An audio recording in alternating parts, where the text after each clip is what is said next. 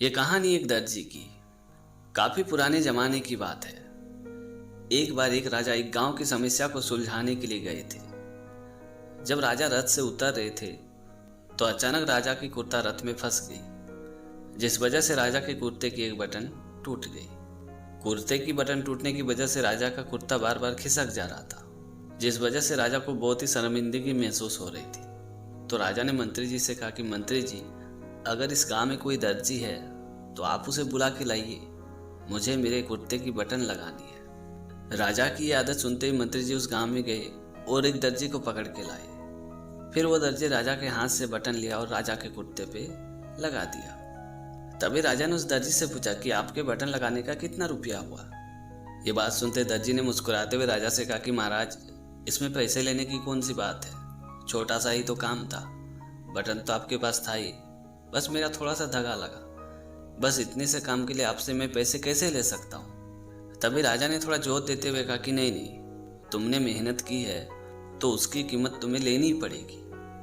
राजा की बात सुनने के बाद दर्जी मनी मन सोचने लगा कि चलो 2 रुपया मांग लेता हूँ। फिर वो दर्जी मनी मन सोच रहा था कि अगर मैं 2 रुपया मांग लूँ तो राजा मनी मन सोचने लगेंगे कि एक बटन लगाने का हमसे ये 2 रुपया लेता है तो पता नहीं गांव वालों से कितना रुपया लेता होगा, क्योंकि उस वक्त 2 रुपये की कीमत बहुत ही ज़्यादा थी। और यही सब बातें सोच के दर्जी ने राजा से कहा कि महाराज, आपको जो उचित लगे वो आप दे दीजिए।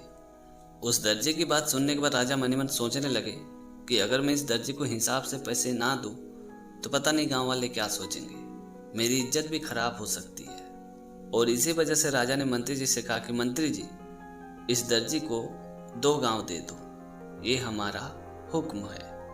राजा की ये बात सुनते वो दर्जी बहुत ही खुश हो गया और उस दर्जी समेत पूरे गांव के लोग राजा की जय जयकार करने लगे। ठीक इसी तरह अगर हम अपने आप को प्रभु के चरणों में बिना लालच बिना स्वार्थ के अर्पण कर देना तो यकीन मानिए प्रभु हमें इतना देंगे जिसकी आप कल्पना भी नहीं कर सकते। तो दोस्तों, छोटी सी कहानी में ये सिखाती कि जब हम प्रभु के सहारे सब कुछ छोड़ देते हैं ना, तो प्रभु अपने हिसाब से हमें सब कुछ दे ही देते हैं। लेकिन जब हम प्रभु से कुछ मांगते हैं तो ये हमारे जीवन की सबसे बड़ी गलती है, क्योंकि प्रभु हमें कुछ और देना चाहते थे और हम मांग कुछ और बैठते हैं। ये कहानी एक अनाथ लड़के की। जॉन नाम का एक लड़का एक मल्टीनेशनल कंपनी में नौकरी करता है। जॉन को अपने ऑफिस में एक लड़की से प्यार हो जाता है और कुछ दिनों बाद जॉन उसी लड़की को शादी करके अपने घर पे लाता है। जॉन के फैमिली में 2 ही मेंबर थे, जॉन और उसके पिताजी। जॉन की पत्नी और जॉन के पिताजी के बीच में अक्सर झगड़े होते रहते थे। जॉन की पत्नी अक्सर जॉन को कहते रहती थी कि अपने पिताजी को किसी अनाथ आश्रम में छोड़ के आओ, वरना मैं ही किसी दिन ये घर छोड़ के चली जाऊंगी। और ये सब बातें सुन के जॉन बहुत ही परेशान हो चुका था। और एक दिन जॉन ने फाइनली डिसीजन लिया कि वो अपने पिताजी को किसी अनाथ आश्रम में रख के आएगा। और अगले दिन जॉन अपने पिताजी को एक अनाथ आश्रम में छोड़ के वापस आ ही रहा था कि इतने में जॉन की पत्नी का फोन आया और जॉन से कहा कि अपने पिताजी से कह देना कि त्योहारों में भी घर आने की कोई ज़रूरत नहीं, अगर उन्हें किसी चीज़ की ज़रूरत पड़ती है तो हम उन्हें वहाँ खुद ही देने आएंगे।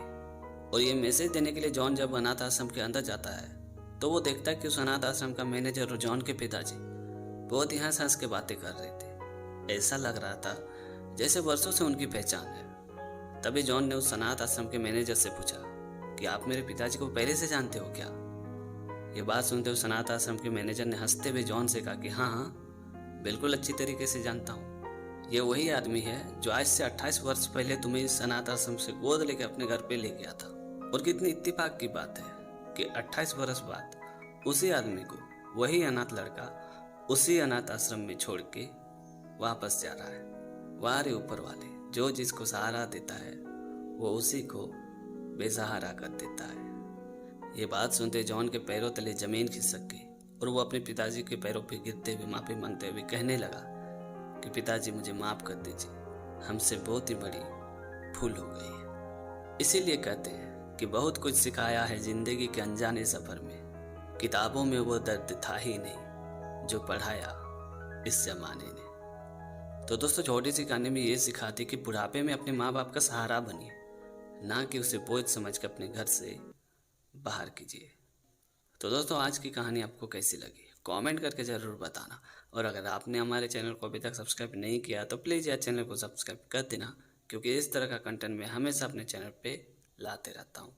तो आज के लिए इतना ही, मिलते अगली वीडियो में एक नई टॉपिक के साथ, एक नई कहानी के साथ। तब तक के लिए जय हिंद, वंदे मातरम।